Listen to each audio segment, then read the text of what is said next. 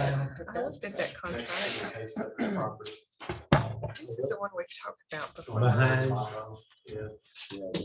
Jewel Hill It's one of High. the worst intersections.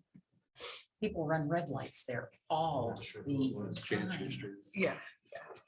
Yeah, if you're pulling out from either of the other sides, Yeah. you best look both ways and. Nolan, are you frank tonight? Are you frank tonight? Yes, I am. Are I'll you? be very frank. Yes. Good. And you're very helpful too. Very helpful. Thank you, Where sir. was it? 260? If you weren't smart, they weren't. That's what my dad always said. Is that right? No, that's Churchill. What? Oh, Let's see. Ava Moran is watching. Yeah. Also, Yeah. So we just wanted to communicate that we got that last bit of information and we're ready to cut a check. She did. Build the second Yeah, thing. particularly the shoveling ground in springtime. They are. If we No, don't, it just says- then they're gonna delay it, It's told which we us don't you best want. wait No, Friday. what? Exactly. Get delayed to $2. It could be a decade. Yeah. Frank is out actually this these last 2 weeks. So Okay. So you are frank that's correct. and you're honest also. Exactly. Okay, good. I didn't get one of those. Well, I'm going to call the meeting to order because I it didn't get is. one. It I've is. got an extra one. It is 5:27. So we're going to talk about the Griggs and Maloney contract for the intersection at Locust and Chancery Street. Yes, so as you know, this is another multimodal access grant for intersection improvements at the intersection of Locust and Chancery Street. Right there at, Red's Uh, Custom. yeah, what would you call it? Red's Custom. Red's Custom I Shop. know it well. People run red lights there Yes. all the time. So I provided a copy of the budget template from TDOT that they provided early on. You'll see on the second page, all the way towards the bottom, our share of the costs are $30,828. This is just a formality of getting the contract in place with Griggs and Maloney, who was awarded the project roughly a year ago, I would guess. And they've been working on it ever since. And Will Owen from Griggs and Maloney is here to answer any questions that you specifically may have related to the contract. I don't know that I have any questions, but being that it's such a horrible, horrible intersection where people typically run red lights, the safety concerns me there, even if Yeah. there is a crosswalk and whatnot. Sure. I believe that, and I don't want to speak to the technical, you can do that, Mhm. but I feel like a lot of what they're going to do there will address the safety specifically. Pedestrian signalization, possibly some preemption of the signals for emergency vehicles. So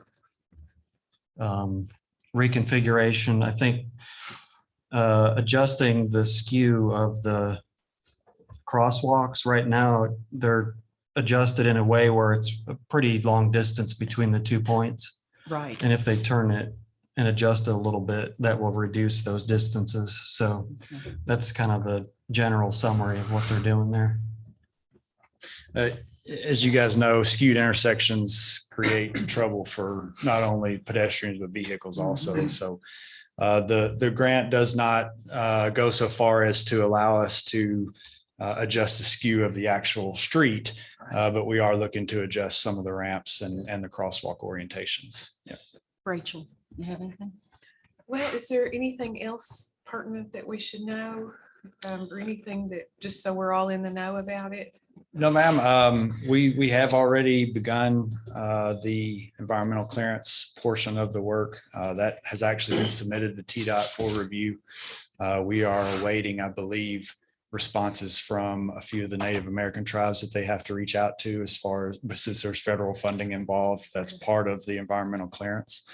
We hope to hear back from them I would say in the coming, I don't know, 4 to 6 weeks is what we'd be looking at. And then we can pursue finalizing the design and getting utility coordination and all that. So, Is there any right of way?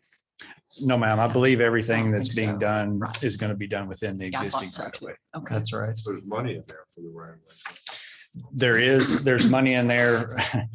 TDOT does require you to go through the right of way process. So we have to verify and certify through surveying documents that all the work is being done within right of way.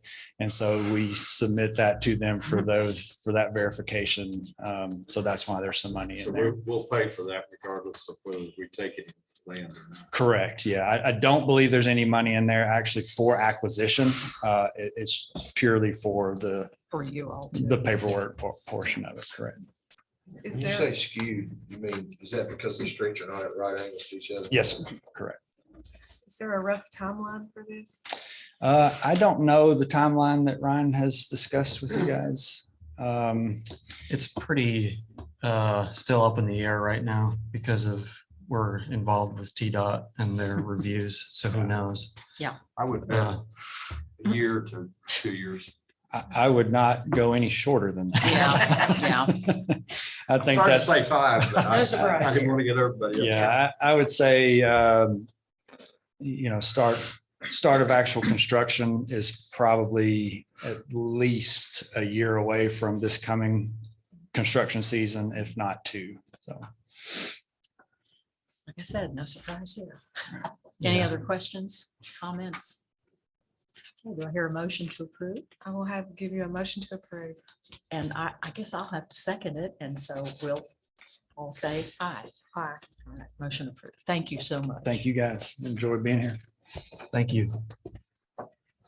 Just out of curiosity, you know, if this thing is gonna be that far out, why do we have to pay them money now?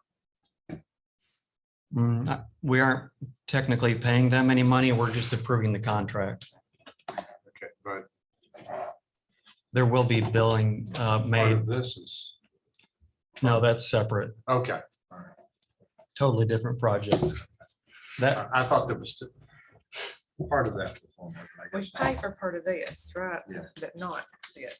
yeah, the one coming up in the finance committee is the one that we need to, Yeah, this, okay. I somehow got it in my mind right after we talked about this. we do have a lot of different grant projects with TDOT going and they can get confusing.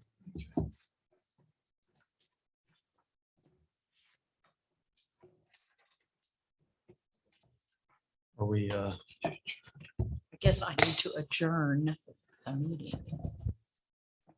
It is adjourned. It is adjourned. Yes. Is Ricky still out too?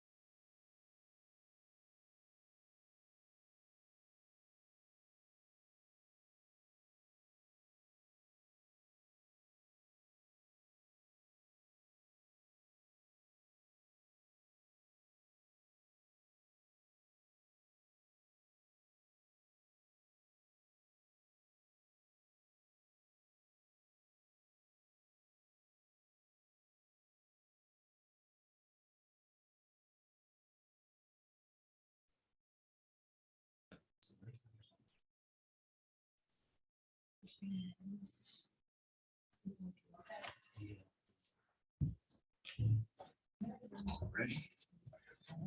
5:40.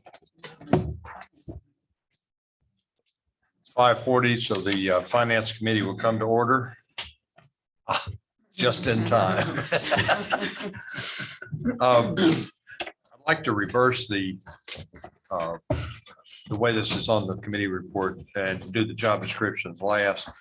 But we've got some things that we need to talk about. All this has been approved, but I want everybody to understand what's happening. And that big sheet here is money that we're going to have to pay the states for 3 different projects going on. And Nolan, can you explain all this to me? I'm gonna try. I understood it at 9 o'clock. I don't know if I still Right. understand. So Magnus Drive, SIA, and the Sparta Street MMA coming together for what we call the Motlow Magnus Drive project. So yeah, go ahead. The overall scope is on your second page there.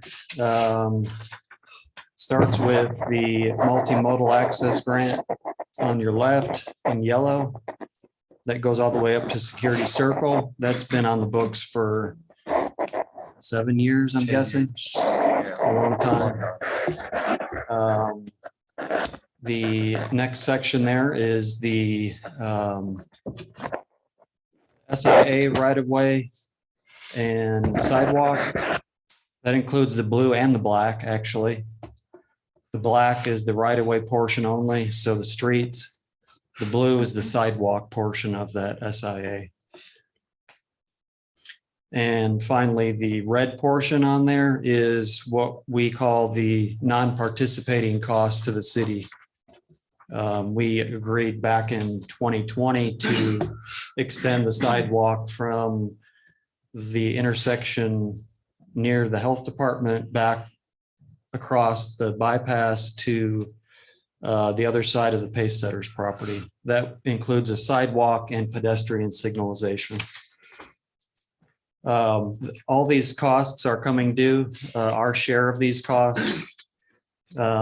Received a letter from TDOT last week indicating that we need to write them a check for $351.67 by the end of this month. So that includes our right-of-way cost for the SIA that's currently due, the MMA cost, which is our last bit of the match, and the 100% cost of $260,000 for the addition of the crosswalk. Now, like I said, we've already approved all of these, and we're not paying, none of this is going toward the right-of-way that we purchased the blue building for. We will end up hopefully getting money back for the money we put in, around $300,000, 200,000 or 300,000. Not the, not. Yes. Yes, yeah, let me clarify that, the Pace Centers. Because we bought the building and we don't want to get charged for, them buying the right away when we're giving them the right away. So getting up to that, one thing real quick here, keep in mind that we are in the process of selling the blue building for $250,000, which will offset the SIA non-participating cost for the crosswalk and sidewalk. The other thing, this is all coming out of the street aid fund, so it's not affecting the general fund at all. Yeah, we've got the money in that fund currently. One caveat I'd like to tell you about, and I don't think this is going to happen, is that we're taking the money out of the street aid fund, but there are other demands on that thing that could come due. They're not supposed to for another 6 or 8 months, but something could come up where we might have to transfer some money into that fund to meet the state minimums. And don't ask me what the state minimums are because it's based on a percentage of something. So, but that is a very unlikely scenario I've been told. So but I wanted to bring that up. And I don't know how much we would have to transfer if we did. They give you notice of that or something? Oh, yeah, I mean, it's, again, projects like this that have been hanging fire for a long time. I mean, if they just walked in and said, hey, we're ready to start this project, then we might drop that fund down. Either that or we'd take it out of the general fund. One of the two. Could I ask you one question? Yeah, The original multimodal sidewalk, yeah, that's that one there. the yellow one, Mhm. and it was to terminate at about the corporate limits, about the hospital. Actually, I believe the original was supposed to terminate right there at Security Circle. I'm not sure on that, but Then we decided to extend it. the SIA now covers this portion from Security Circle out to Cadillac Drive. So that's under the SIA project. And that's the one that's hand in glove with the right of way project. That's correct. Yep. Yep. Pace setters. Mhm. So instead of it going in front of Three Star Mall, it's going to go the back way along the new right of way. Now, if you look at the map there, The red portion. the red portion is the only thing we've added, and we're gonna pay for 100%. The blue there is the SIA sidewalk, and you can see it goes right in front of the mall. And the bank there, on that side. On the First National Bank side. That's right. Okay. They cross back over right in front of the mall entrance. It crosses back and forth, mainly because of topography in this first MMA portion back towards town. But then if you don't cross back over at the mall entrance, you're going to be going down the middle of 2-lane highway. So obviously they scooted it over this way. And because there's sidewalks here, they had to put in signalization, crosswalks, so the lights are different. And Yeah, there's a lot going on in this area. If Is, you could go ahead one.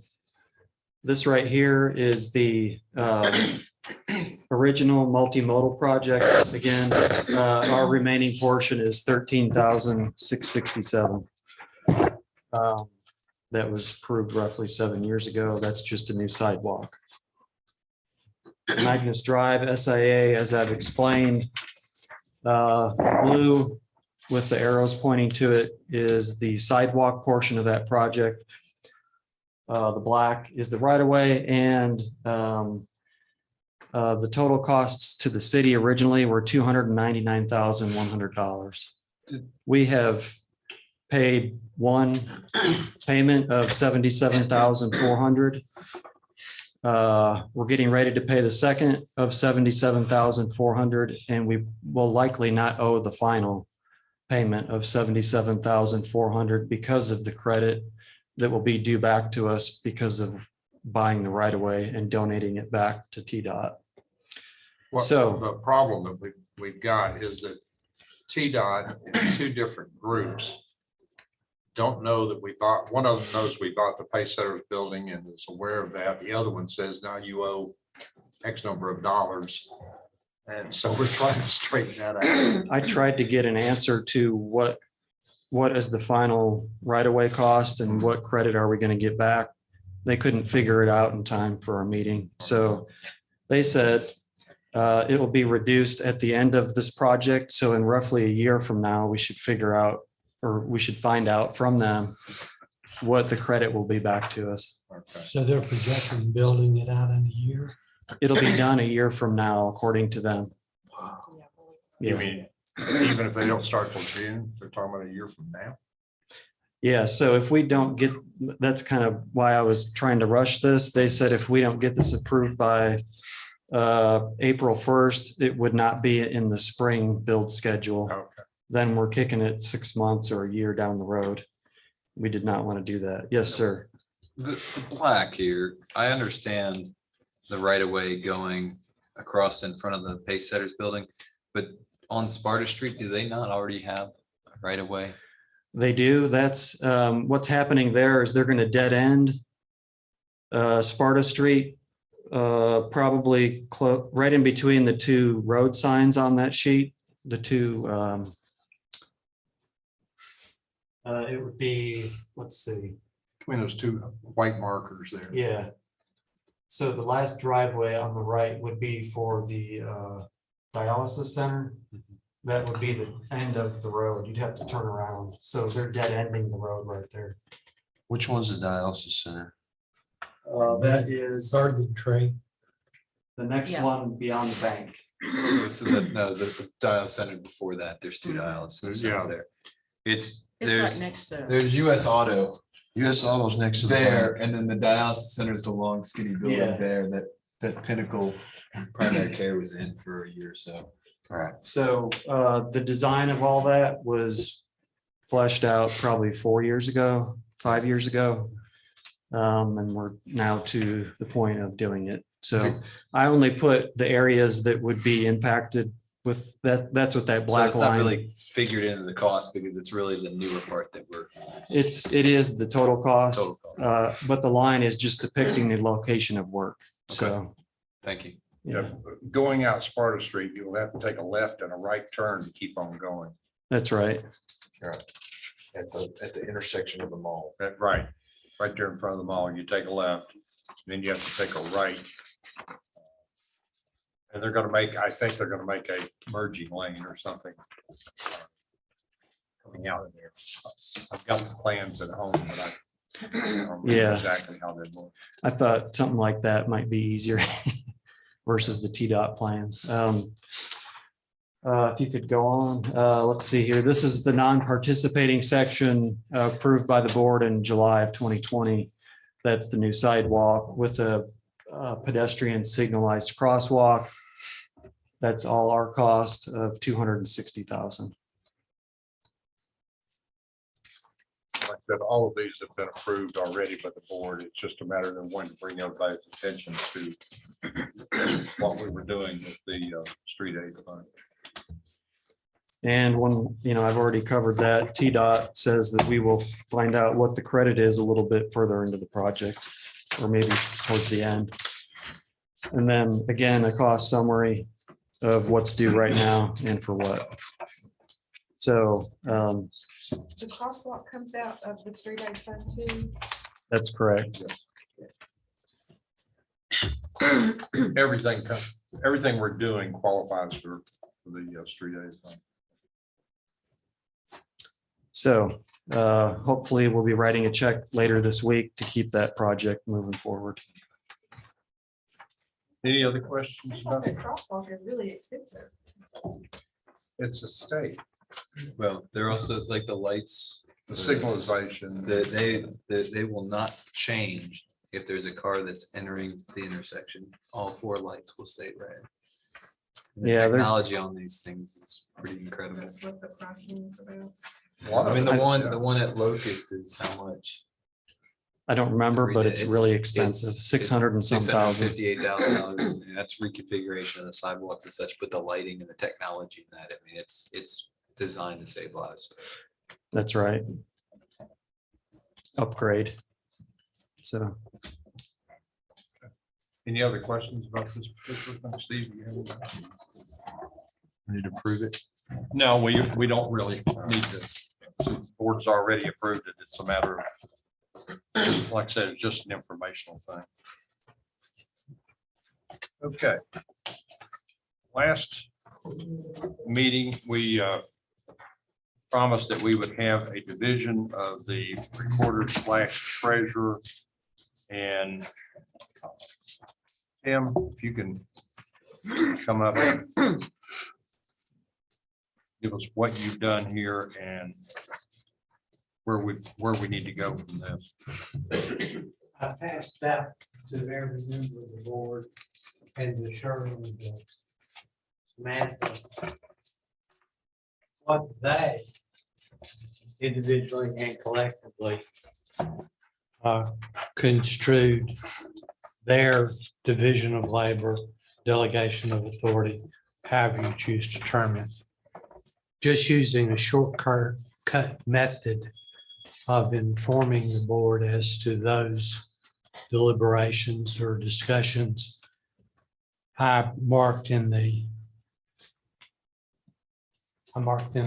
left margin with each section under chapter 3 recorder, how they, and I say they, I talked to each one of them separately and then talked to them together.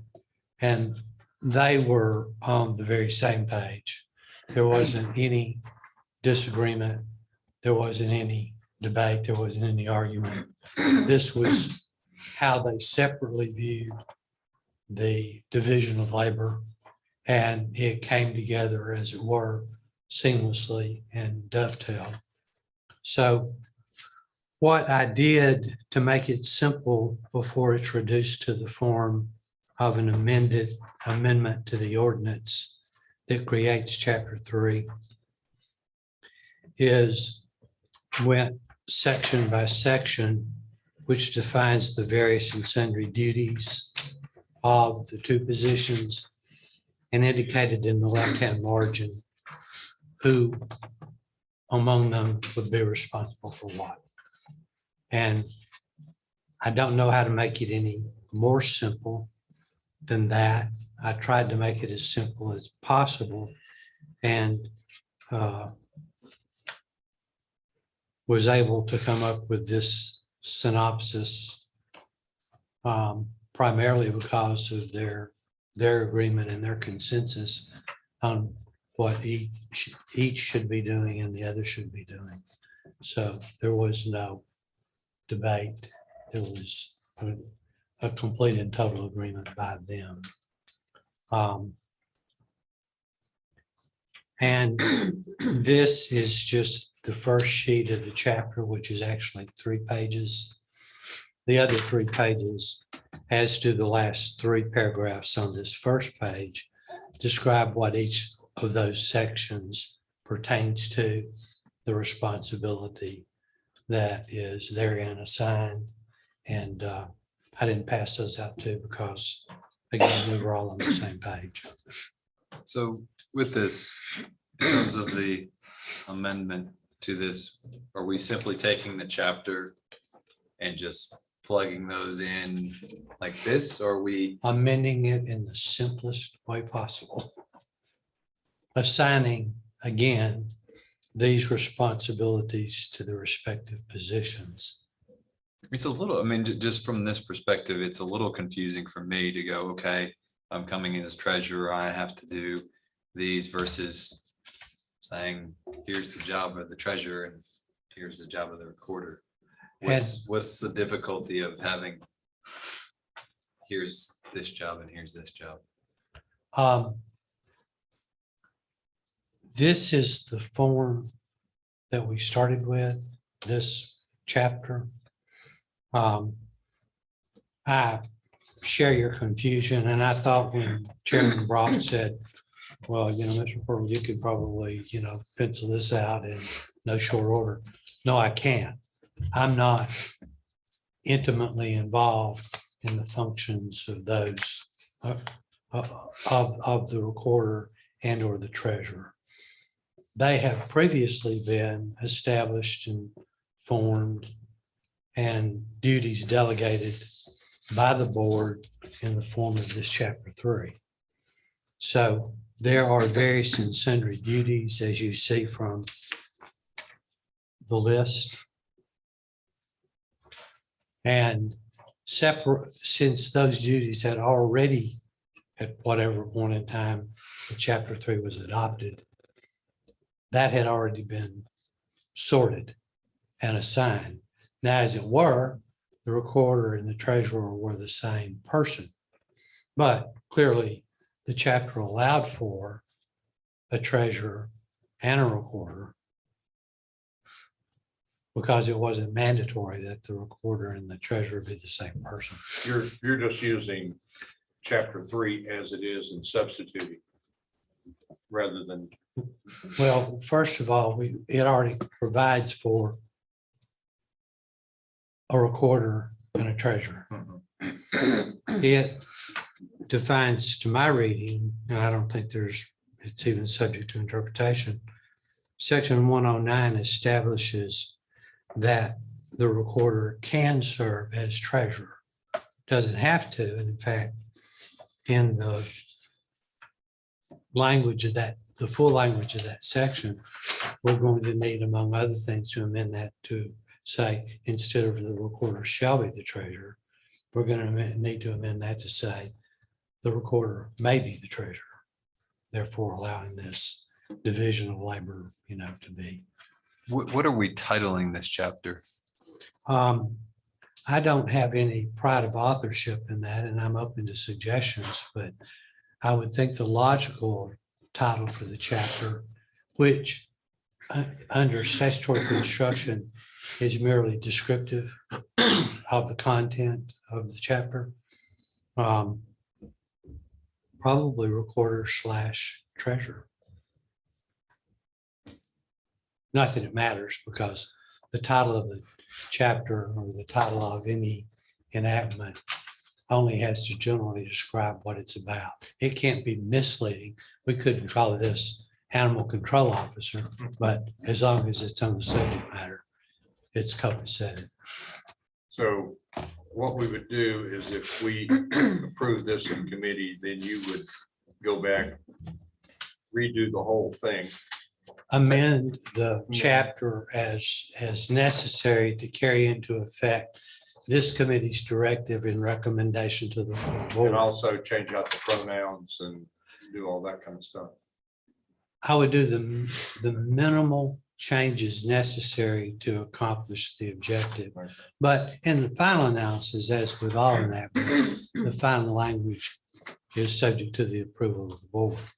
It's not what I think, it's what the board adopts as what is a legislative enactment. But if we approve it here tonight, You recommended here tonight. okay, well, recommended tonight to the board, you want to wait until the board approves it before you fill out all the, No, I think that we have to have, as in any other ordinance, it'd be we a- have to have an ordinance Sure, that is purportedly in final form. sure. That's why when you directed me to divide these labors up, or these responsibilities up, I didn't feel like that was within my purview or even within my area of expertise. That's why I met with Ms. Durham and Ms. Moore, who are doing these jobs every day and have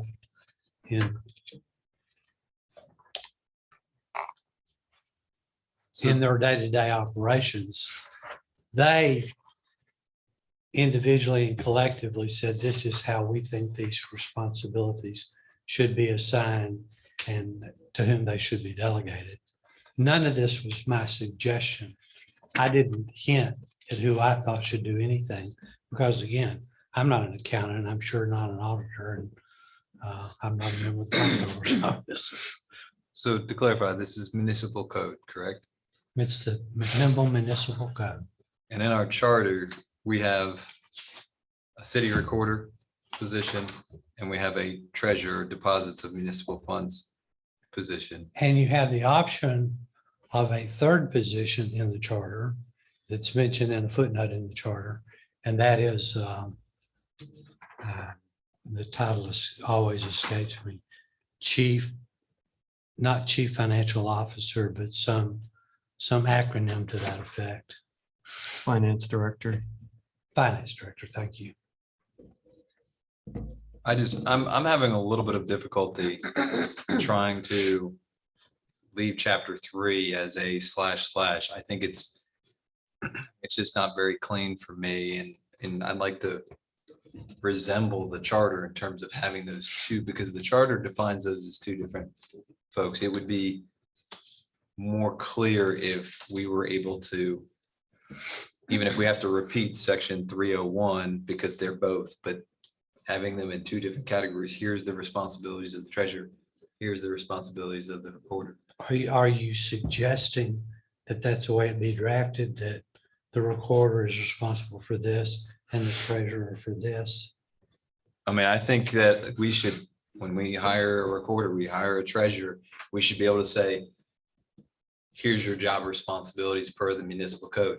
Here's your job responsibilities per the municipal code. Be doing, And if I do the job that I'm intending to do in the drafting of it, you'll be able to do that. okay, And if it doesn't meet with your satisfaction or that of the board, you can always send me back to the drawing board. But to me, when you're drafting legislation, simple is always better. You know, I don't intend to propose or recommend to the full board in the form of what I'm going to suggest is an ordinance that should be adopted. Anything that leaves room for confusion as to this officer's assignment or delegated duty as opposed to this one. I agree with you. Simple is better, but sometimes it takes hard work at the beginning No to make joke. it simple. And so I definitely want to make sure that we get it right. And that's why the amendment of this chapter is the clearest, cleanest, quickest, easiest way, I think, to accomplish that objective. If we started from scratch, we would be here 6 months from now, quibbling over this or quibbling over that, from my observation.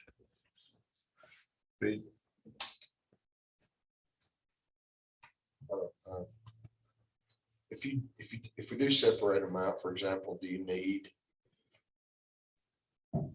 309 that says to service treasurer? I mean, if you have this list that is treasurer, I mean, does that one just come completely go away?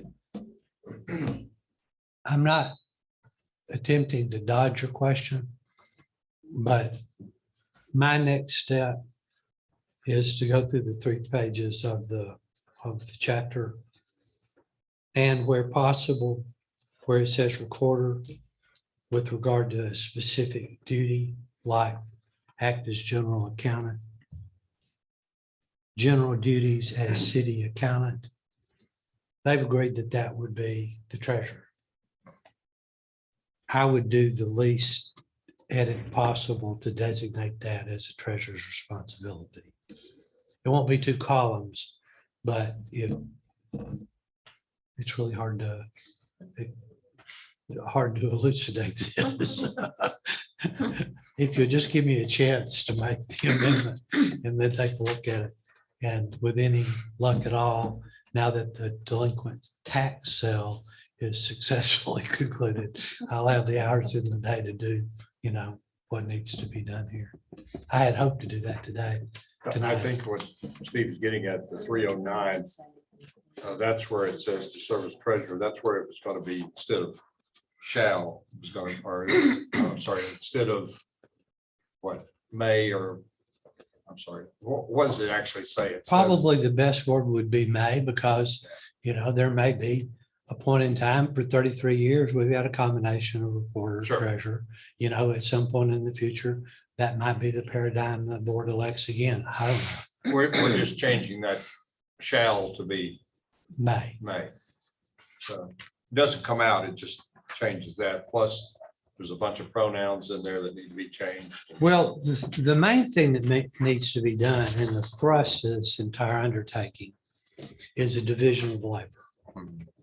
What we want in the final analysis is the clearest, most delineated division of labor that we can put into writing.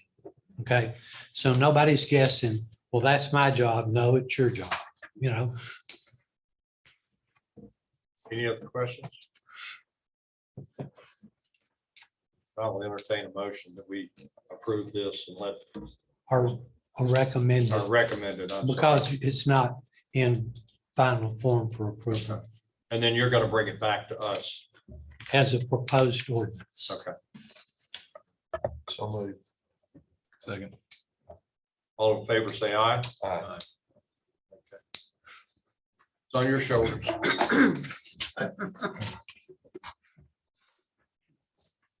Anything else to come for the finance committee? One Sure. thing. Yep. That I will report. The delinquent tax sale was concluded March 1st. Every tract sold. There was one bidder who at last report all, though being given 48 hours to remit the bid, apparently did not do so. So when I say all tracks sold, all tracks sold, but one. And this is a very concise two-page report of sale.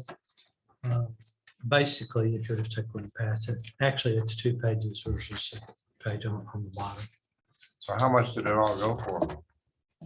I'm sorry, Nolan, let me look at that. Oh, it's on the back. I printed front and back to save paper. So I'll let the first one is front and back. Okay, so we just take So one. just take one page.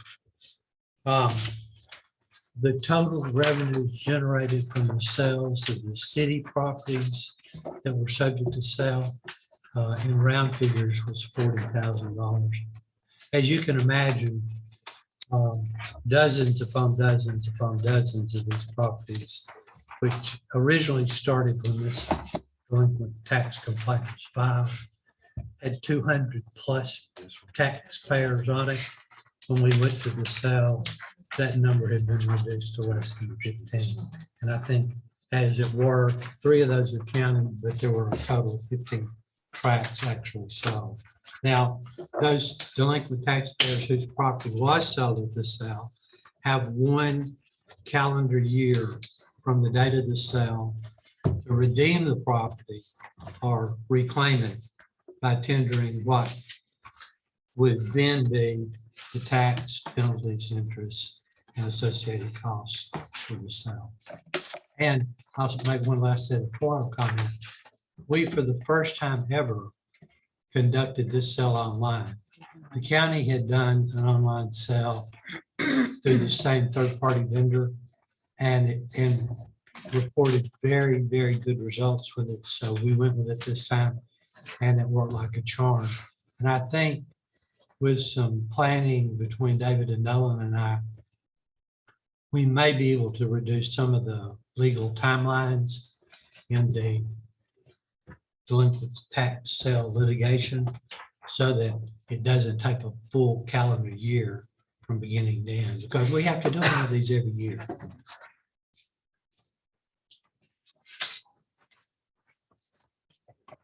One of these went for 125,000. Yeah, and we've had sales higher than that, but you have to keep in mind, you see the total taxes due and the total amount of the bid. Yeah. That bidder can lose that bargain or that windfall if the delinquent taxpayer simply tenders what was in fact due. Right. Got to wait a year They don't want to wait a year. They have a year to do it. to do it. Okay.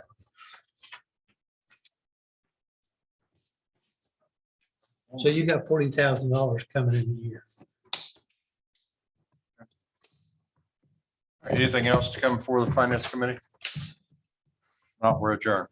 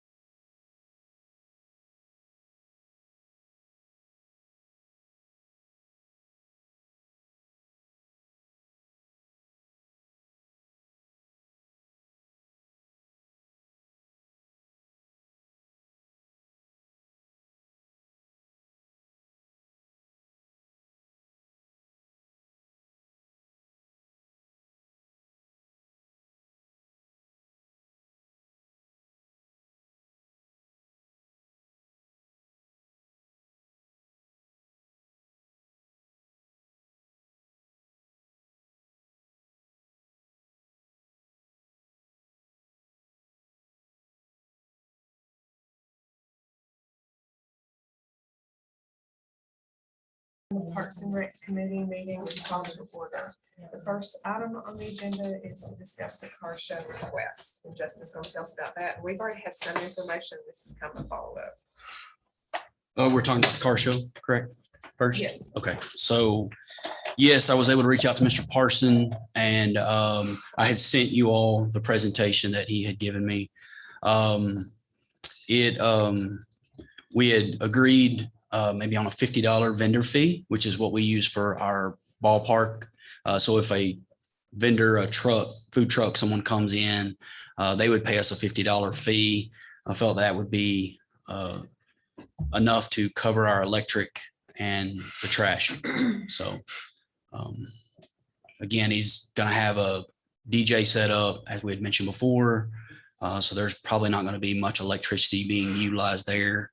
I've even talked about the location of where we could stage him, which would be very simple, just running an extension cord to him.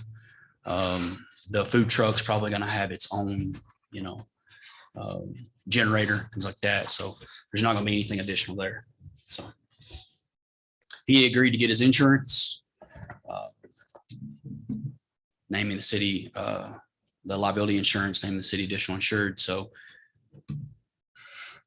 I feel like we can handle the parking. I feel like we can accommodate him there. There'll be a lot of traffic, a lot of foot traffic. He did mention on the phone, there's going to be several states represented, southern states that are coming to this car show. So this is a fundraiser, correct? It is a fundraiser. He had mentioned in the presentation, I know that Everett had asked, it's 5 families, Warren County families. So it is local folks that they're fundraising for. And we talked about it, making it a free day to go in the Civic Center and look around and participate in everything. And that maybe down the road, we might need to charge some kind of a fee to rent, to basically rent. We don't want to open the door to just always using the parking lots whenever anybody feels like it, that we might need to come up with a fee after this to use the parking lot. So in regards to the farmer's market, we had talked about, it's $150 fee to rent the farmer's market for the day, but they also give us $100 deposit, a deposit for that. But it's $150 for the day. Because we talked about that it would farmer's be more market. than the So, farmer's market. right. If we were to come up with a fee down the road for something like that. I think that's my biggest challenge. I feel terrible talking about it when it's a benefit for the citizens and these families, but there is precedent that we are essentially, it is not a ball field, it is not, the community center or part of the civic center. It's not a room, but it is something that we could have people asking for in the future. And, it should be, I do feel like rented out like any other part of it, unless they're a 501c3. If they're paired up with somebody and they have a partnership with the Rotary Club or, another committee, I would feel more comfortable of releasing it without a fee. And we talked about having a discussion because it could only really be during certain times. You couldn't have it during the summer when the pool's open. You couldn't have it when there were other events going on. So it would be really not giant windows for it, but that we would put some kind of, we'd sit down and make some restrictions for that parking lot and how to comply. I'm sort of like Zach, and going forward, we need to put some kind of fee on it, You go ahead and do this one as far as I'm concerned, but, see how it works out. I mean, I guess it depends on how much after this you get requests for that. Correct. I mean, this is the first time that somebody's asked for an event like this. In our parking lot, it is, yes. Again, we've had the car shows at the farmer's market. Blaine Wiltshire done those before. The last time someone wanted to put on a car show, we had it at the Blue Building, which it was very low. It was small. That was the Corvettes. That was right. It was small. This is a 200, potentially 250 cars event. And I do believe Blaine's is charitable as well. I mean, I don't know if they're 501c3, but I do believe that they raise money to give a student a car that's graduating and needs transportation. And he did pay a fee for the farmer's market. I would have to go back and look. I don't know if he had come to the board and requested it to be waived. I'm not sure. I'd He have to look. did, but I don't know if we charged him or not. I would have to go back and look. Is the facility itself locked down from a safety and security standpoint, or will Gilman be wide open? We talked about it being open so that everybody could come in and look around and see everything. But Chance our to regular showcase. staff's not gonna be there. Oh, yeah. Yes, It's on The a entire Saturday. staff it's is a gonna be there. Saturday, it's open. Oh, Police would be there, extra police would be there, extra people would be there. Yeah. But the building itself would be open and running with classes, and the gym would be open, and just like it is on every, it's open on Saturdays now. It used to be closed. Now it is open on Saturdays and Sundays. I mean, it just seems like a good way to accomplish more than one thing that day. You're gonna have a lot of people there. Open it up, people that don't even know what's been done to the Miller Center, and let them go in, you know, I mean, and next time, if we feel like it's not a great idea, that'll be our reason for not doing it, because it was just right after the Civic Center was done and we want everybody to see it. I mean, What is their You know. time? I'm sorry. Sam. no, it's all right. What was their time? Do you know? Yeah, I think they were looking like a 10 to 2, Okay, roughly. So it's 4 hours. that's not too bad. And again, we're done with basketball. We're essentially now moving into our summer season. So baseball, all that is starting in April. Those folks park Sunset, Club Drive and the back parking lot. So Regular people just park in the back then. majority of them do. A lot do park second row down in the front. But yeah, we're seeing more Is there a parking. reason they didn't go back to the Freestyle Mall? Not a reason. I had told Rachel that they wanted to, according to Mr. Parson, he wanted to centrally locate it.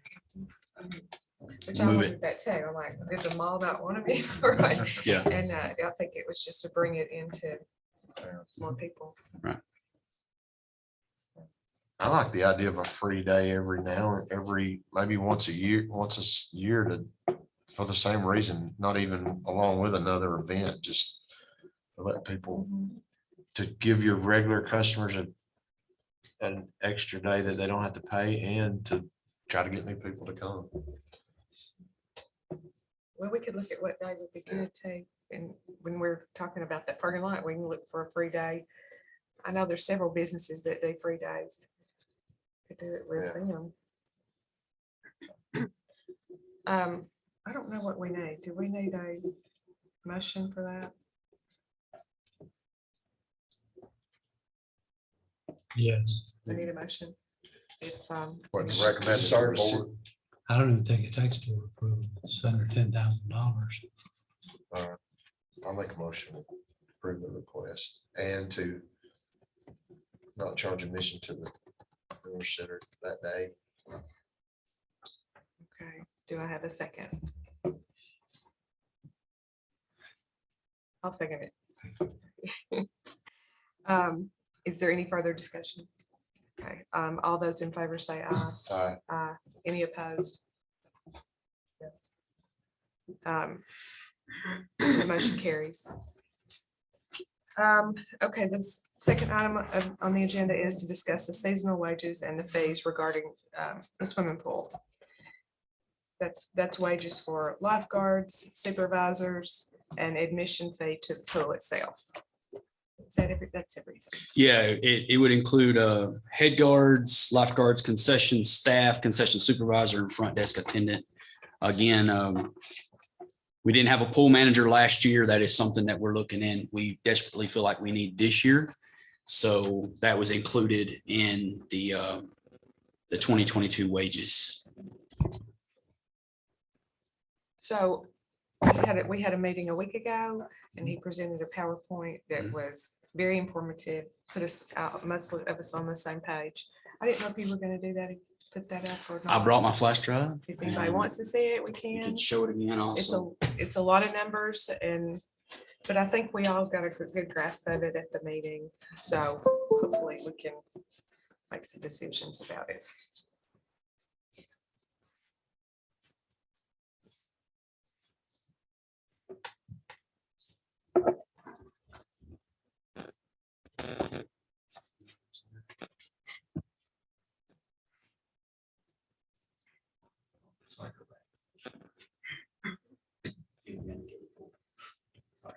There it is.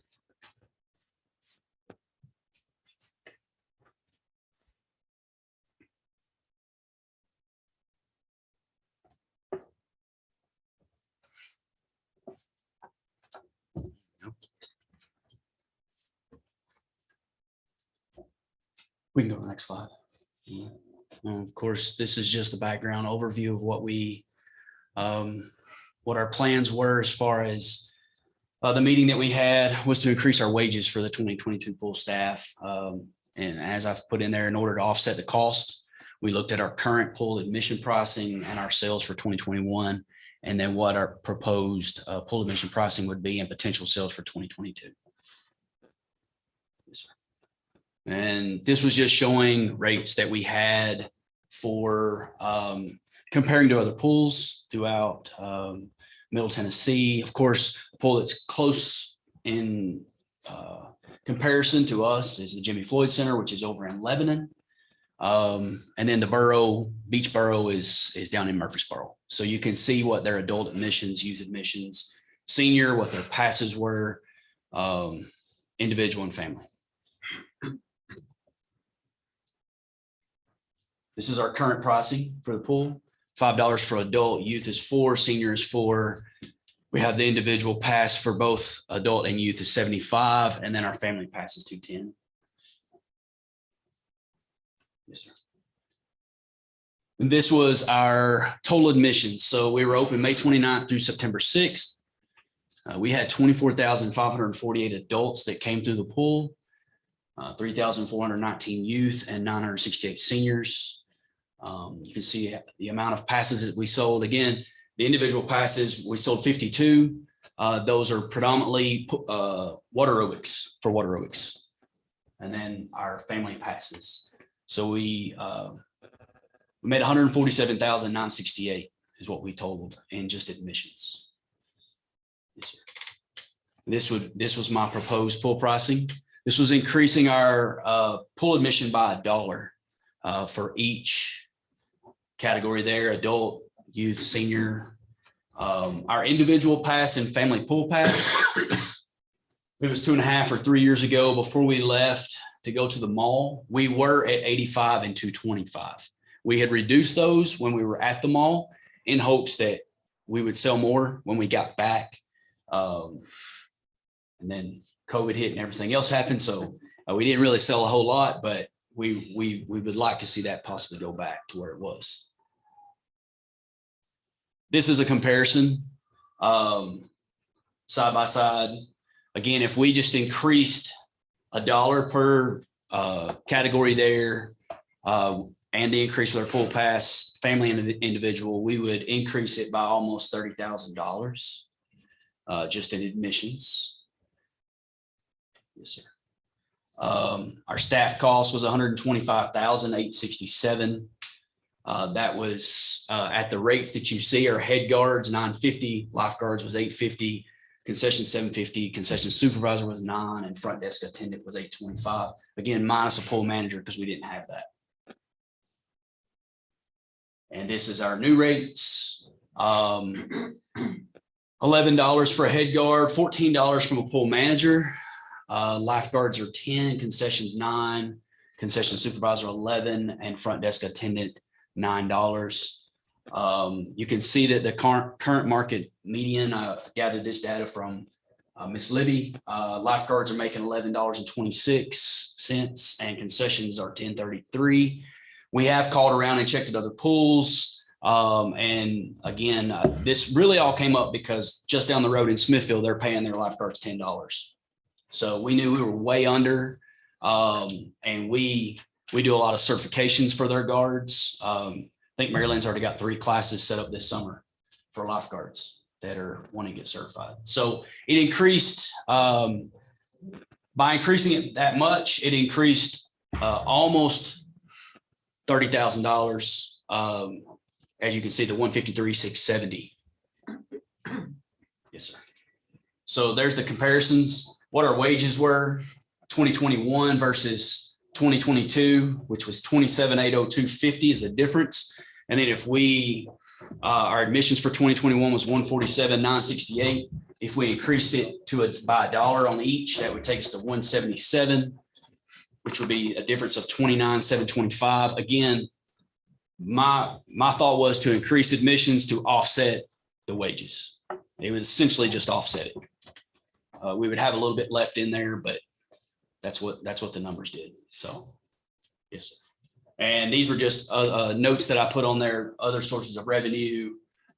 Maryland has a lot of swim lessons that go 4 days a week at various times. The lifeguard classes, like I said, we do pretty good on those.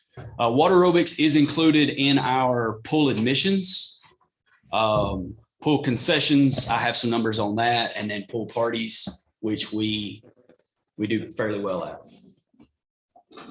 This was just showing some of the revenues from 2019, 2020, 2021, what we currently charge, the cost per student, which is the going rate. There are some counties that charge more, but we don't have a lot of cost involved in that other than a manual. Maryland is our certified LGI, so she teaches it on the clock. You can see her swim lesson budget. Those numbers are skewed a little bit because last year we hired swim instructors and lifeguards. They were dual purpose. So they would teach swim lessons, get out of the pool, and jump in a stand. So they were kind of dual purpose, which is why that the asterisks are there. Part of this is from lifeguarding hours, as you can see that. Yes, sir. And this is our pool concessions. Now, these were some numbers that I gathered from Miss Dawn Hitchcock, who runs our concessions. Our cost per item, what we currently sold those at, the amount of those that we sold, as you can see, we sold a lot of pizza, which we do well at that. Popcorn, waters, those things. And you can see our total there. We talked about prices. We even looked at Sonic and Hardee's and Dairy Queen and what you would pay for a hamburger at some of those places and what you could get at our concession stand. And our suggested menu price is there. And you could see a difference out in the far right column. And then that would be an increase of $6,000 if we increased our menu price. So, yes, sir. And that's it. So, any questions? We talked about the wages going up extensively. We've talked a lot about the pricing for the pool and the wages and the admission. I think to be competitive, we're going to have to raise the wages to keep lifeguards was kind of the bottom line, and to keep the pool open. Because McDonald's is paying more. Zach had a good idea. Where I got hung up was, do you increase admissions? At first I said, well, everybody else is making $7 or $8. It's charging $7 or $8 for admissions, and we're charging $4 or $5. I thought we should definitely go up. Let's go up. And then I went home and watched the news, and I went, let's don't go up. Everything is too expensive. Gas is too high. These kids, I mean, we've been shut down for 2 years. It's just let everybody go swimming. But Zach had a good idea, saying that maybe we wait till budget time to decide on admissions, and maybe we just decide on wages now. And then we could look at the money more in depth as to what we need to charge to go into the pool to go swimming. Can we do that? I mean, will we have time? Well, we open what? We open up May 28th or something of this year. I don't know what that last Saturday in May is. I think you guys have found the money that would keep you going to the end of the budget, right? so you could raise the rates and still pay for it out of some money that you found in your budget. Then we have to take care of the balance of it on the other budget or raise prices. And I don't think this requires us to pass the budget in terms of raising the fees. My whole point was, let's get through a little bit of the preliminary process. So Parks and Rec Department says, oh yeah, we want to do this project, but then that can't be funded because we didn't raise the fees at the pool. Or vice versa, we don't have that pet project that we want to do this year and we don't have to raise the fees. It's only gonna be $17,000. Yeah. Yeah. I haven't talked to either one of you other than at the Civic Center the other day, and I was gonna say the exact same thing. Not that we wait, but that we don't, that we give the raises, but not change admission prices. I mean, that would be. I mean, I just feel like for those reasons, and you know, the pool will still make money if we don't. I mean, not as much, but it will still make a profit. I mean, Yeah, it's not as much as I thought when we went over and over. There's something missing, and that is the chemicals and the gas and the electricity and the water. And that's a big expense, but now we put down, we highballed what we think it's gonna cost, and we are still okay. We did. Again, we took in roughly $220,000 in admissions, concessions, and pool. Just with the wages, if we did the increase, that was $153,000. So roughly still around $60,000 that is still there. That doesn't, we haven't deducted operating cost. Our chemicals last year was $19,000 something just in chemicals. We've got our operating supplies. We've got our uniforms for our lifeguards, which we supply with the whistles, the packs, we supply all that. As she mentioned, the utilities, but we highballed a lot of that and we still are making money. Still okay. We're still okay. But So Justin, let me ask you this. I mean, I think that your presentation was fantastic. Sure. It's very logical. It makes sense. Hey, we're going to raise wages. So we want to match that with raising the revenue. If the revenue was already there, if the revenue was already at 153 or 177, sorry, if the revenue was already there from last year, would you have pitched raising prices, or would you just said, we made more money last year, I want to raise the wages? I was just looking to offset, if I didn't want to come to you guys and ask you to increase wages and not look at some way to increase revenues. So I was just looking to offset that. But to answer your question, I think I still would have tried to increase something. I just didn't want to come and ask for it. And I kind of thought that was the turning point when we talked today. I said, Yeah. I think this will hinge on, can we get by without raising admission, or do we have to raise admission, and we don't? But and I don't mind the concessions as much as I do. I mean, I would almost say,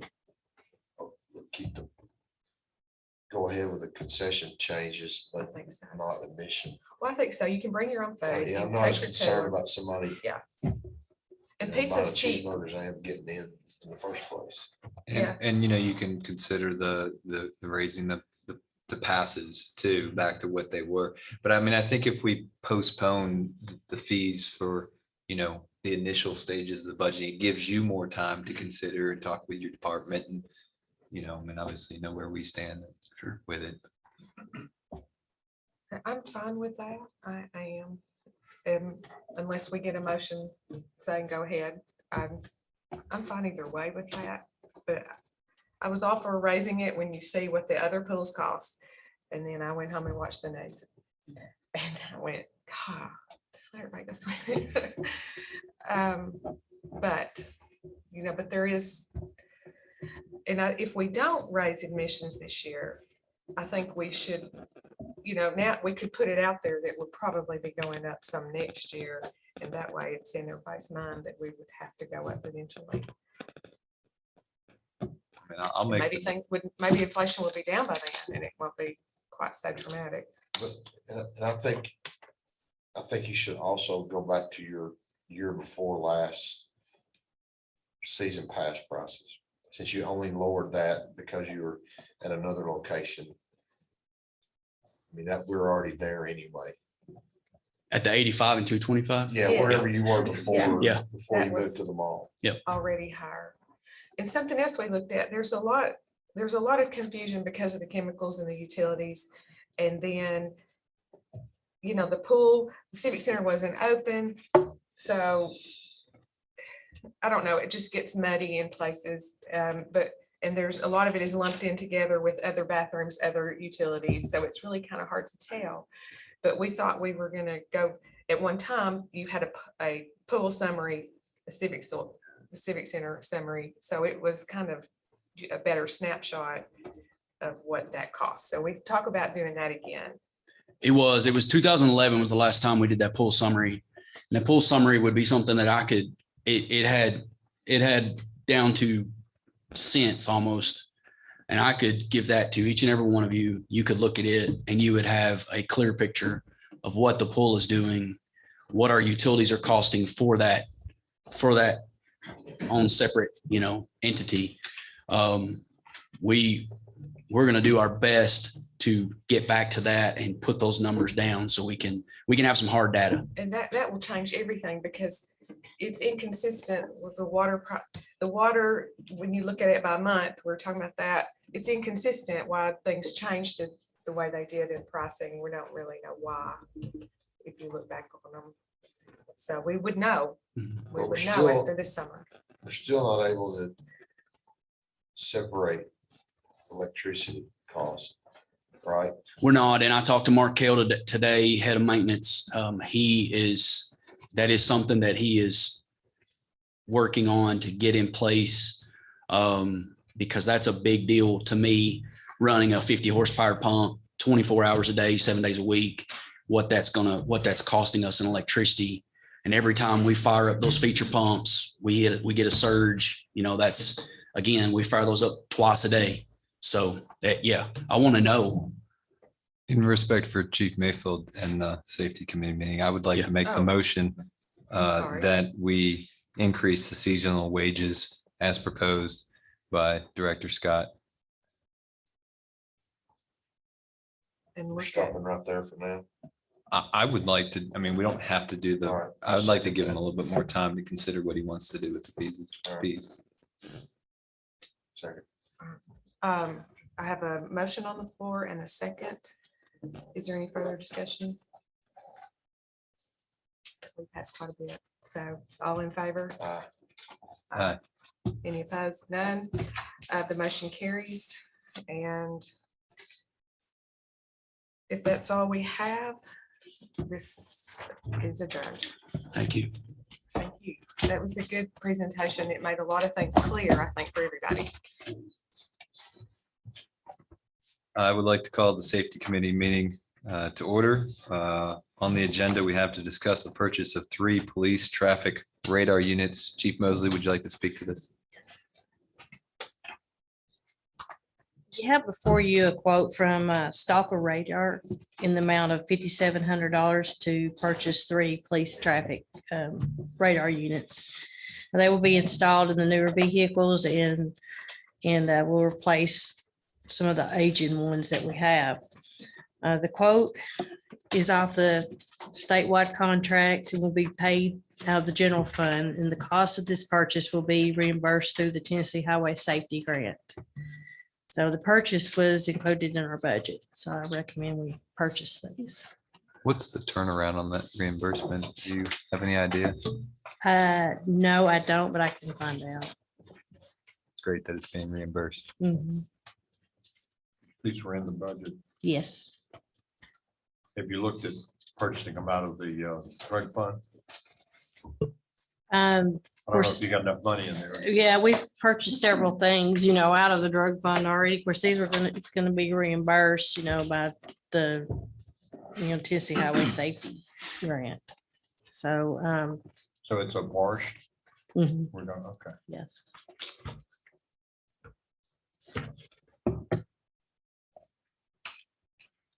Make a motion that we purchase these units. I'll second that motion. We have a motion and a second. Any further discussion? All in favor, say aye. I Aye. Motion carries. Thank you. Thank you, chief. Anything else to come before the safety committee? With that, we stand adjourned.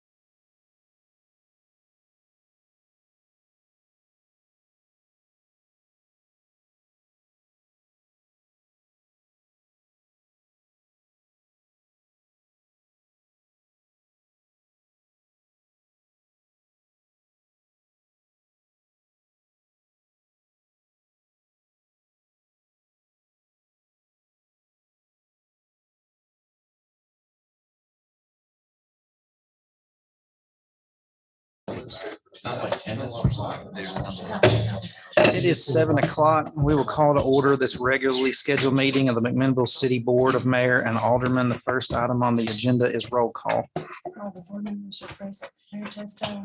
Thank you. The second item on the agenda is consideration of minutes. Each member of the board should have received those in their packet from February 22nd. If there be no requests for additions, corrections, or deletions, I will entertain a motion to dispense with those as read. So moved. Motion by Ms. Sally Brock, Second. second by Ms. Rachel Kirby. All in favor? Motion passes. Item 3 is recognition of visitors. If anyone wishes to address the board, please approach the podium and state your name for the record. Hello, everybody. My name is Jay Patel. I actually manage one of the liquor stores here in town by Sonic and O'Reilly's here. And I just wanted to come by and bring something up for the city to consider. So today we have 4 liquor stores in town. Honestly, for a city about this size in the county, I think that's one too many. And I don't say that because I manage or I own a liquor store. I say that in this sense, a lot of cities around us actually have a limit on the number of liquor licenses that are issued. So for example, Sparta has 3, Crossville has about, no, sorry, Sparta has 2, Crossville has 3, Manchester has about 5, I believe, Murfreesboro, I think it was 30 at the last time I looked, and so on and so on. Well, the reason why do we want to limit it? I don't really have a full-on presentation or any of that sort, but one of the biggest reasons is pricing. So today, if we look at the population, the growth is going to be the growth that it will be. The number of people that drink will be the same. So with the higher number of liquor stores doesn't necessarily equate to higher revenue for the city. The pie remains the same. It's just divided between a lot of liquor stores. Well, what that does is in liquor store, it's so complex because we're heavily governed by the ABC, which is the Alcoholic Beverage Commission, and they determine a lot of the rules and regulations on how the distributorships and manufacturers set up deal levels. So for us, we have to buy in bulk to have a really good price and to compete with other markets. So I'll give you an example, Tito's. So on Tito's, there's a 1, 3, 25, 75, and I think 75 is the highest in this market at least. Well, if you go to Cookville, it's the highest is 400 cases. So the difference between the 75 in McMinnville and the 400 in Cookville is the retail, or sorry, my cost is the retail value of what's in Cookville. So by having more liquor stores, what that does is now we're not selling as much. We're holding a lot more capital. It's taking, years, maybe a year and a half to sell through the 75 cases we bought. So now we're gonna have to go down to a 25 case. Now my retail goes up at least by $2 to $2.50. So we're sending a lot of people from the city to Cookville just because they're getting $9 cheaper on a bottle. And that happens because, like I said, we can't continue to operate by holding so much inventory just because there's more liquor stores. So that's kind of what I wanted to bring about was if we could look at limiting the number of liquor stores in town. So, questions or? I thought we were limited to 3. No, In the beginning, at the weren't we? moment, whenever the what do you call referendum passed about 4 years ago or 5 now, there was no limit set. Oh, let's see. No, ma'am. There was an option for one, Yeah. but it was not Okay. selected. Yeah, What we decided was the market was gonna determine exactly. how many you need, and I agree with you, I think probably 4 is one too many. Yeah. But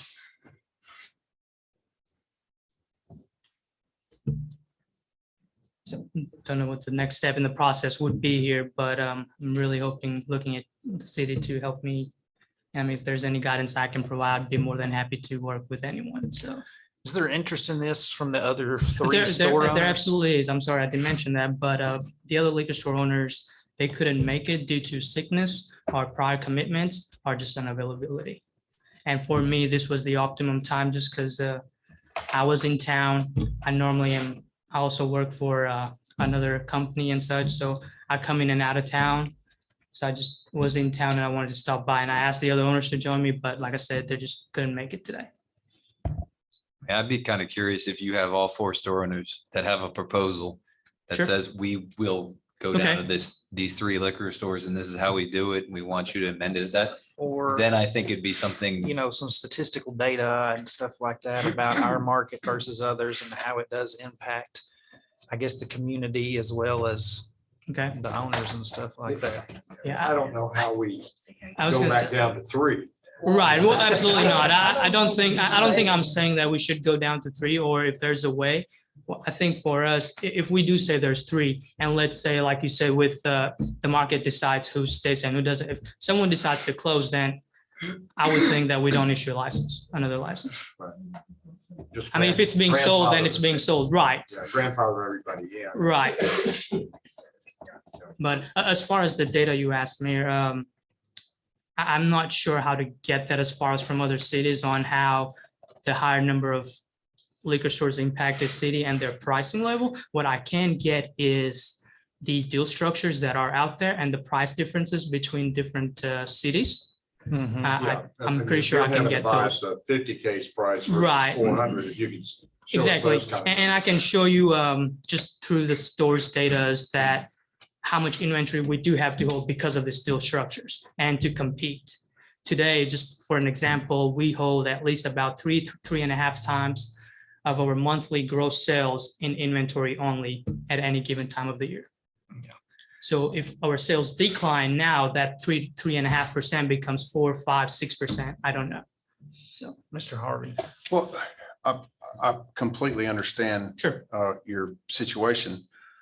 But I don't know how a city gets in the business of picking winners and losers in any type of retail industry. If there's someone in the private business world that's Sure. willing to venture and bet their own capital, Mhm. I don't know how a city can determine whether that's a good investment for that person or not, based upon the gross margin made by the way somebody buys their stuff. I don't really think that's, and I'm just one member of 7. Sure. But I don't really think that that's our job. Our job is to make sure that everybody has a level playing field and has the same opportunity, full stop. No, I agree. I mean, I think I would want the same opportunities as anyone in this room as far as doing anything. But in this business, it's so unique and it's so heavily regulated. It's so hard to do business at a good level that it's all business. Otherwise, once we start losing margins, I mean, the stores are not going to look as good as they look today, or they're not just going to stay in business. I totally understand it. Mhm. And it could also be argued that gas stations that sell beer should be limited as well, because the more gas stations we have, Mhm. the lower the fuel prices are going to be and the less beer is going to be sold at each place. I just really don't think that's the purpose of government. But again, I'm just one of 7. Yeah. I really don't think that picking winners and losers in private business Mhm. is our business.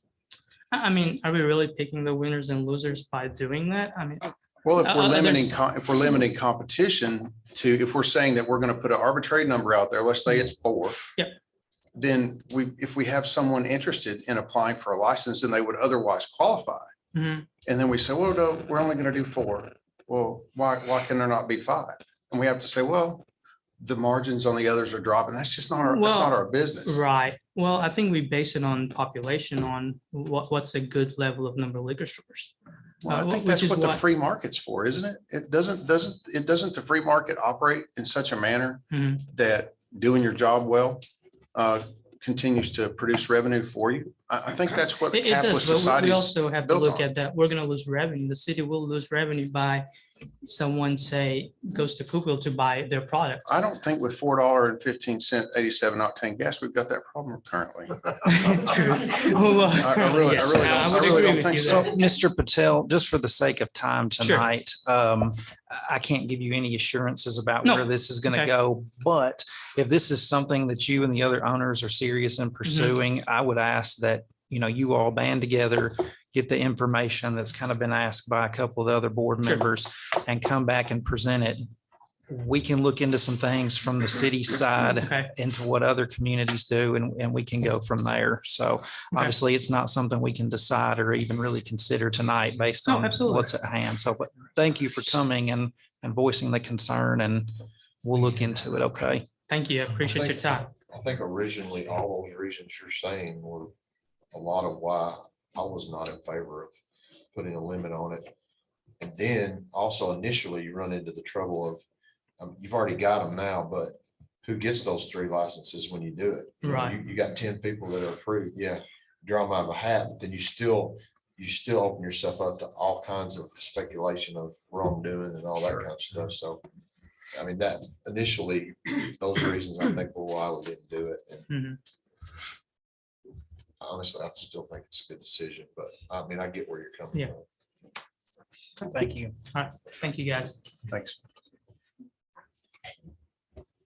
Anyone else in the audience wish to address the board? Hearing none, we'll move on to item 4, recognition of employees. We have several department heads here this evening. If anyone wishes to address an employee. So I wanted to announce a new hire that we have. As you know, our building officials and property maintenance inspectors are highly visible in the community. So I wanted to introduce you guys to Arson Horton.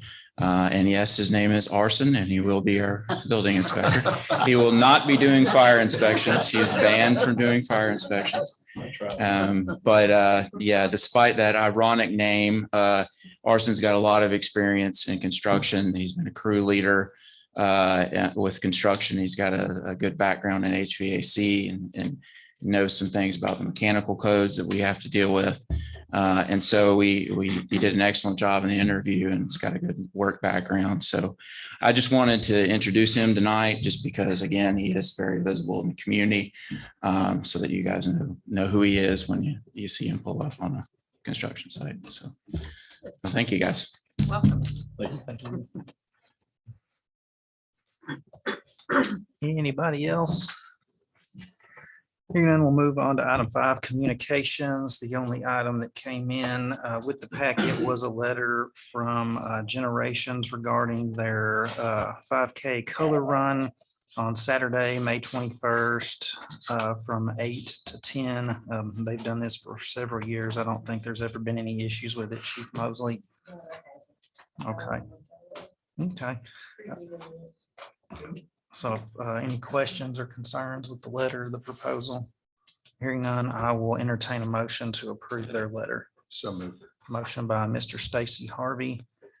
Second by Mr. Everett Brock, all in favor? Aye. Motion passes.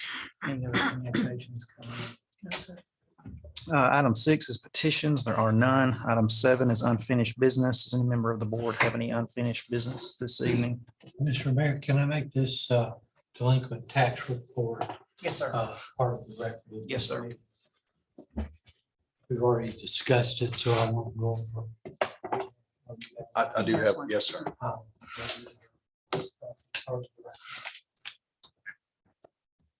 And I've already explained it. Thank you, sir. Item 8 is new business. Does any member of the board have any new business to discuss this evening? Hearing none. Item 9 is resolutions. There are none. Item 10 is ordinances. Item 10A is ordinance number 1828, an ordinance of the city of McMinnville, Tennessee, to change the 30-mile-per-hour speed limit to 20 miles per hour on Post Road, to place the responsibility for erection of speed limit signs with the McMinnville Public Works Department, to set the fine for violation, and to express the time when this ordinance shall become effective. This is the second and final reading. Do I have a motion? Have a motion by Mr. Everett Brock, Second. second by Mr. Steve Harvey. I'm going to lead off discussion on this. I've thought about this the past couple of weeks since we had the first reading, and I've gathered a few bits of input from the public, and I'm going to backtrack and vote no on this. I think we put up those stop signs a little too hastily and took them down a little too hastily. And I think collectively we've pointed out that the real issue at hand and the real solution is getting pedestrians off of Post Road. And I don't see how reducing the speed limit by 10 miles per hour does that. So I know that I voted yes on this last time, but as far as the second reading goes, I'm not going to support it this go around. I don't think it's going to do us any good. Yeah, I've had some comments too. I would like to add to that point, I would vote against it as well, but I want to commend the police department. I've been traveling a lot lately, so I haven't been home, but my wife has been. And she's a post road speeder, if you're listening. You know that. They've been writing tickets on Sunset Drive, which that is the main thoroughfare besides Clark Boulevard and West Main, and that's a good thing. That's a very good thing. So I appreciate it. And I think enforcement is the answer to what we already have. And I'm glad to hear, Mr. Mayor, I'm glad to hear your thoughts on that because I concur. So, I mean, I know that we discussed probably not speed bumps, but the speed tables at some point on either end. But I mean, I think ultimately it's going to be getting people off walking, running, biking, whatever, the street. So I think long-term, that's the solution we need to aim for rather than stop signs and speed limits and stuff like that. That was my comment last time, that the speed limit would be a moot point if we had sidewalks and getting them off. I do have some communication I'd like to read from somebody that emailed me this evening. I have some concerns, the issue of lowering the speed limit on Post Road. My concern is less that there is a lower speed limit being proposed for Post, but that it would be one of very few streets in our town with a speed limit lower than the standard 30 miles per hour. And it would be a rule that is only as good as its enforcement. I do not think it would be good and effective in the long run. My larger concern is that our town is growing, and the real problem with Post Road, it is becoming a de facto thoroughfare for traffic, even though the road itself is clearly not designed for the traffic it is handling. This is not the only place in this town like this. Pace Street comes to mind. I used to live on Pace Street, and I was afraid to let my children play in the front yard because of the speeding traffic. I think Pace is similar to Post, as it is a stretch of road that is convenient substitute for the obvious thoroughfare that is designed for that area. Post Road traffic should go on Main. Pace Street traffic should go on 70 South. A quick glance at the map adds Cadillac Lane to Pace Street, since people can go from the hospital to Lowe's with 6, maybe 7 stop signs instead of 6 traffic lights. To a lesser extent, I even add Old Morrison Road to this list as a route that has minimal impedance that people use as a substitute to the obvious intended route of Morrison or Chancery. I do not expect the city to take up the mantle of every road that I've named, but I think a focus needs to have solutions in place for these and other streets as we grow. Old Morrison is a prime example of that.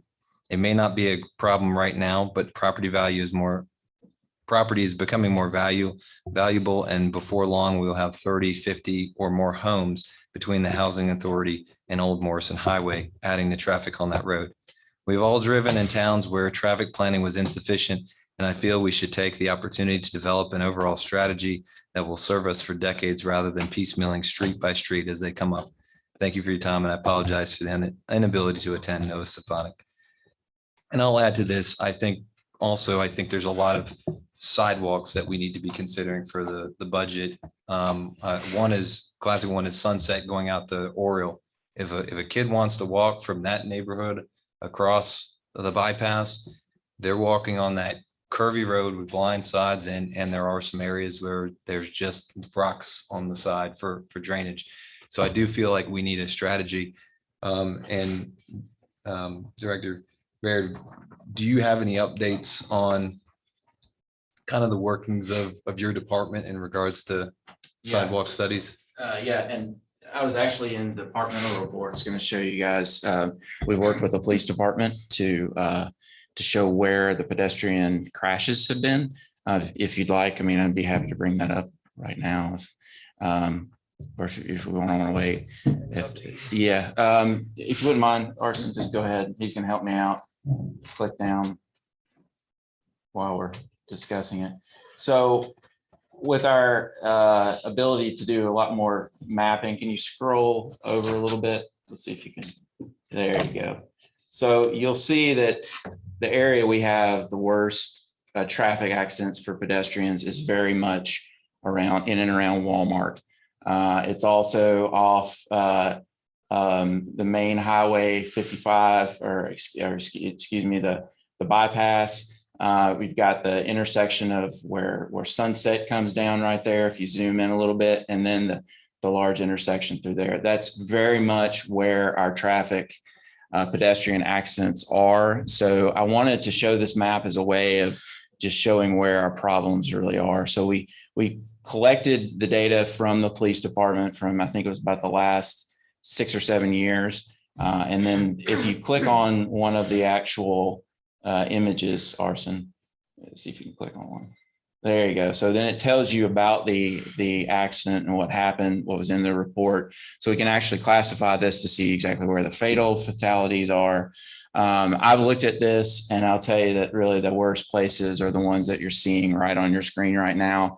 It's very much off the bypass. Walmart in particular at that intersection. The good news is we do have a project with Griggs Maloney that's going to address crossing the bypass to get to Walmart.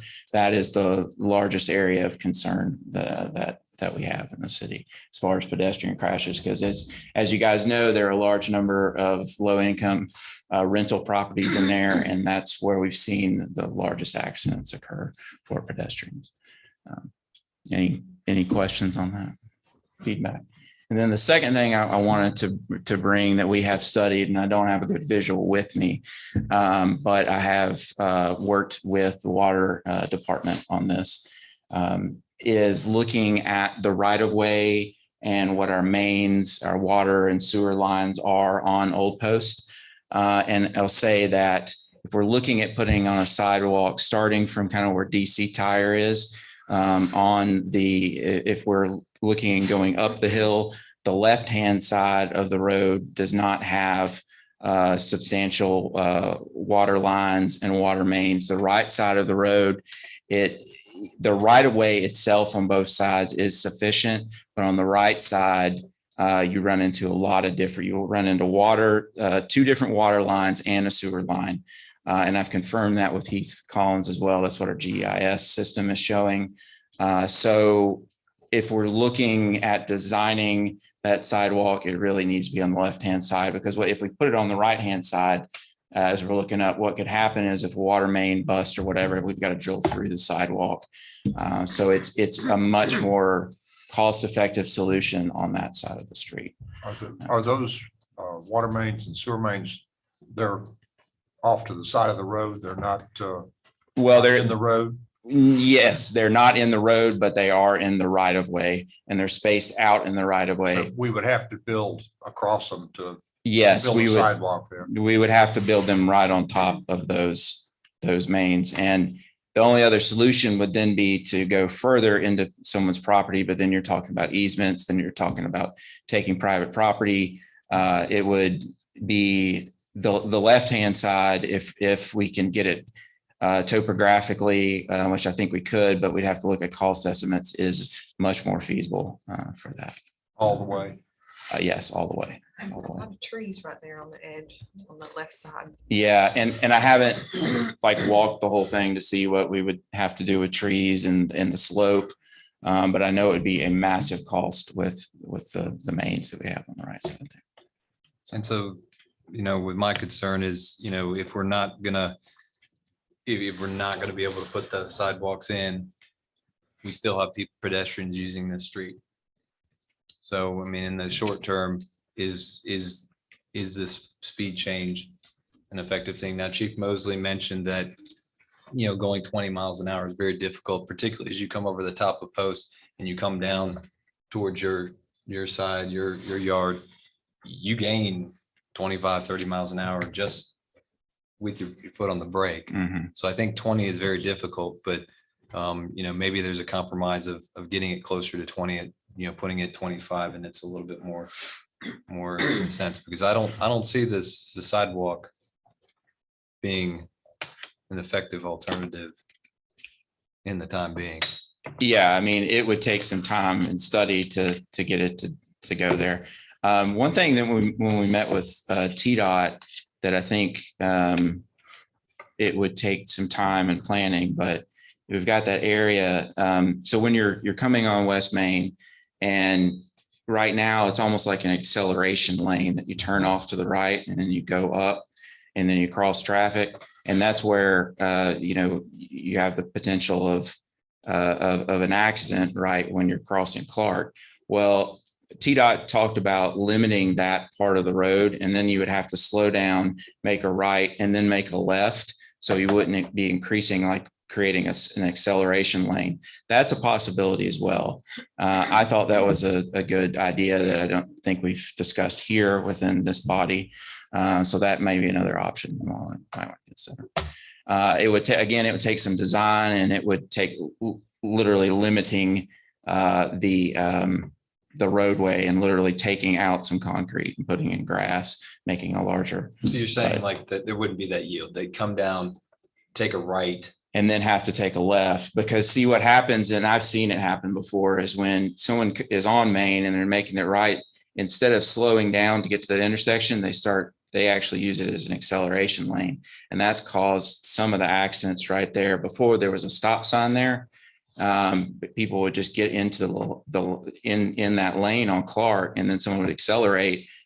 That's where that accident would occur. But it would stop that acceleration area. So it would mean that people weren't accelerating, going as fast on that street. And I think while we're waiting on a long-term solution, to echo what Mr. Harvey said, I think it's just about enforcement of the speed limit. Yeah. To me, 25 is the same as 20. I just don't think it's really gonna make any difference changing the speed limit. Well, I guess I was the one that brought up the 20. Honestly, I was trying to avoid speed bumps or speed humps. So that was kind of my answer to that. And after what Chief said last week, 20 is extreme. I drove it again, and 20 is hard. I mean, it's hard to do that.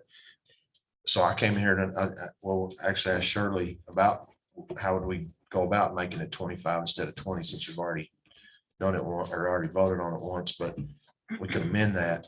But now I'm fine either way. I mean, if we want to leave it like it is, I mean, I'm not gonna. What are your thoughts to this alternative that Director Baird has proposed with investigating, making a right turn and taking out the yield? I think it does two things. It reduces the number of cars that will take that. It takes it from Mr. Stefanik's point. It would reduce people going, I'm going to jet over this way to the back part of the neighborhood. I'll go down Main Street and then come in the back part of the neighborhood. It will change behavior without also kind of regulation. Comes down to, the study and recs, and honestly, there really haven't been any. I mean, I think that if you wait for the state, you're going to be waiting longer than when we would get in. But is that section, sidewalks. is that yield part of the state? That's a good question. I would think it probably is part of state right of way right there. And so we would have to go through the state. Yeah. They did suggest it, so I think they would be willing to work with us. Yeah, I don't think there But would again, they be a just problem don't do doing things it. fast. I don't That's know. right. We got some delineators out there. They got put up there pretty quick. Well, that was their idea. Yeah, no, I think they would work with us to do it. I personally think it would be, it cannot hurt the situation. And I have seen many people use that as an acceleration lane. And it's not supposed to be designed, it was supposed to be designed as a deceleration lane, but it's actually having the opposite effect. So Yeah, this must be catching, because I had the same feeling when I came here tonight. I was going to vote against this thing. And I don't have any problem in making it 25, but I'm sort of like the mayor. I'm not sure that there's a difference between, there's 5 miles an hour difference, but I'm not sure it's going to make any difference to the motorist. What about tabling this conversation pending, we can, research with TDOT on an alternative measure at that intersection of Clark and Main and Post? we can get back with TDOT and say, our board is very serious about this option. It was really just more of, here are the options you have, kind of more of the conversation. I personally thought it was a good idea, but if I get correspondence from you guys that you think that's a good idea, we can start planning for that. Come back with You can find get out them. what the timeframe would Yeah, be. sure. Because again, I think we all agree that there need to be sidewalks. Yeah. there. And I think that that's going to be put in the next budget. Yeah. So, anytime after July 1, we could start work on that, manpower being available. I think there are other areas of the city too, and I think that this department needs to prioritize them. And like I said, out Sunset to where I think we have a lot of sidewalks that need to go up. And so I don't want to give any false impressions to this neighborhood and this street that those sidewalks are coming before, they're prioritized. Well, one area that I'll say that I personally think we need sidewalks, so we have a visual on. Let's zoom down into Sparta Street. This is an area that is going to get sidewalks. I've had, go to the right side, he's not as familiar with the town, but sorry, my right side is left. No one will get there. Yeah, sorry, he's originally from Smithville, so I'll have to give him a break, okay? So we've got if you go down, scroll back up. So this is an area that I have gotten numerous calls about in my office, and it will be included as part of the Magnus, that's being merged with the Magnus Drive project. Is there's no curb, there's no place to walk in that area that is between Health Way and Kroger.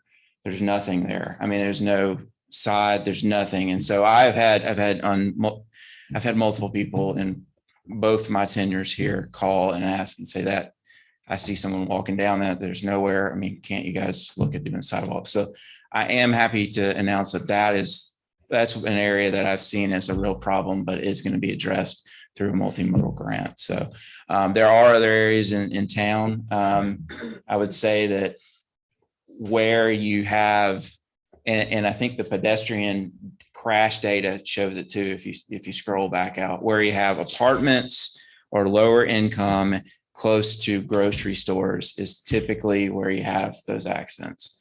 And I've seen that in numerous communities, and our map reflects that too. So we can, I'm more than happy to start looking at areas, to start working with, the city administrator, Nolan, however we need to do it.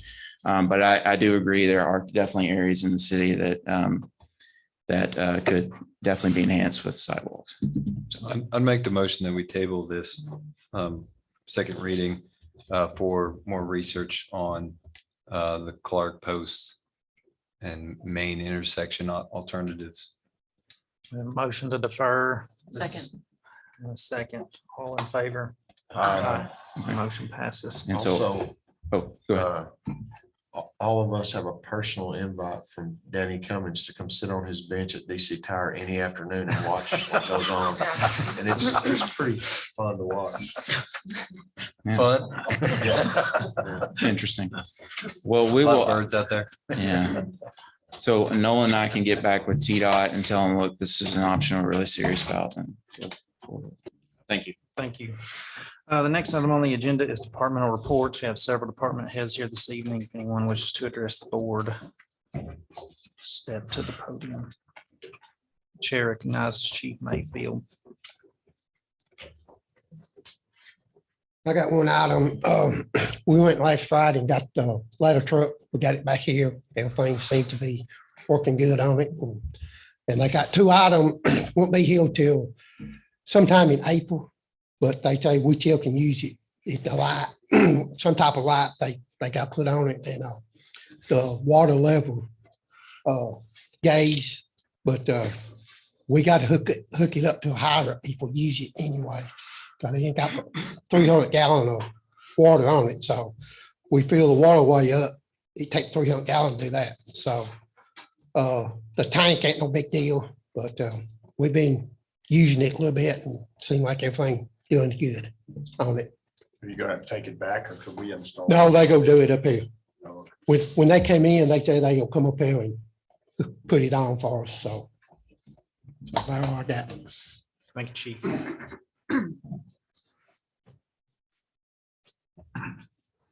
Chair recognizes Justin Scott. Thank you. I wanted to mention we're going to have our Parks and Rec Master Plan Community Engagement Meeting, March 17th.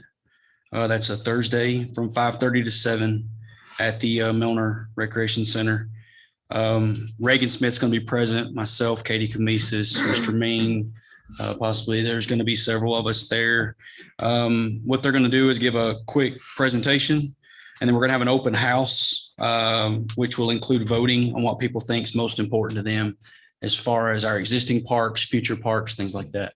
So that's March 17th. Is that open to Yes. the public? Yes. We're encouraging Yes. citizens Yes. to come. Are we Yes. going to get some press regarding that and social media? Yes. To get as many people there as we can? Yes, Mr. Benushis is kind of our press guy. He's gone to the radio. We're looking to run newspaper ads, Facebook, social media, those things. We've also been reaching out to groups in our community that we would like to see present. So, yes.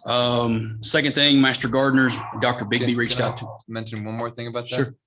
Can that be also obtainable through Zoom and have somebody that can bring up, so if there's questions and answers, that chat questions, so if somebody is at home and can't come to the meeting, or if they're out of town, or I think that'd be another way for citizens to have access that might not be able to be there, kids, things of that nature. Okay.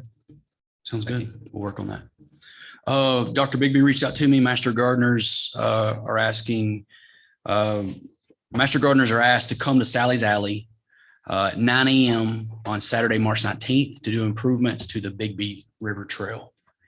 They're going to be working on 2 projects, loading chips on the trail. And then the second project is going to be working on roots, digging up rocks, things like that, I guess, within the trail. So he contacted me and asked me to announce that.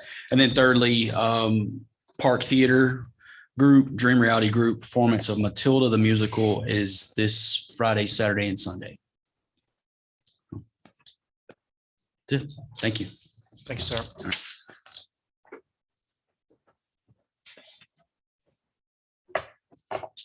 Anybody else?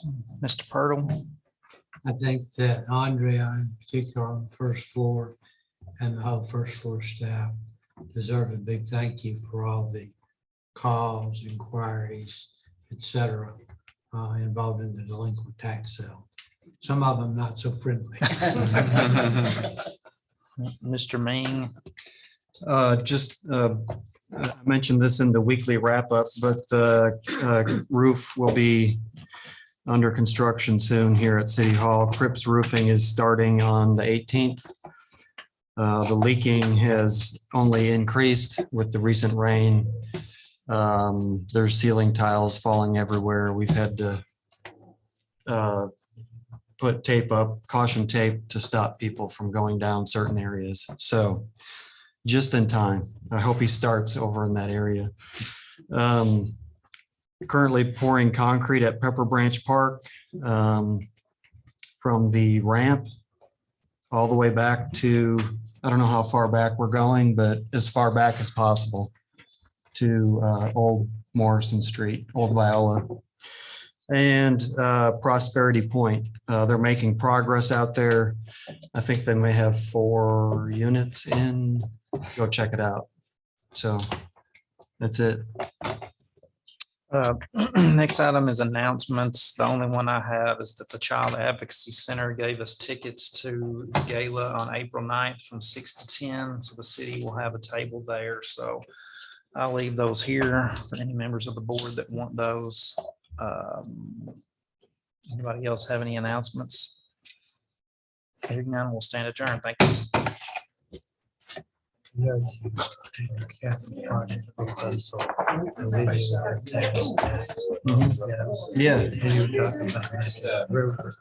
white water course down below the dam. Yeah. I was doing that the other day, at Dover side. This is the dam, and this is the natural volcanic rock. There's a perfect V-shaped groove. Everything is rock right there. So how's You got hospital? something like a 4 to 5 foot gentle rock. Good. We could launch sky. If we could get hundred or somebody to put some heavy equipment in there, we would put some big rock. Yeah.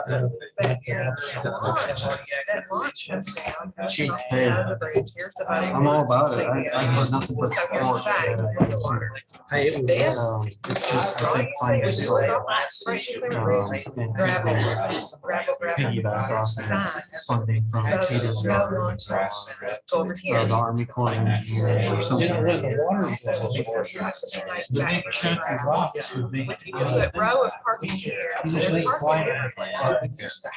This has got to be my. Tack hole, crane or whatever. Yeah, I mean, there are places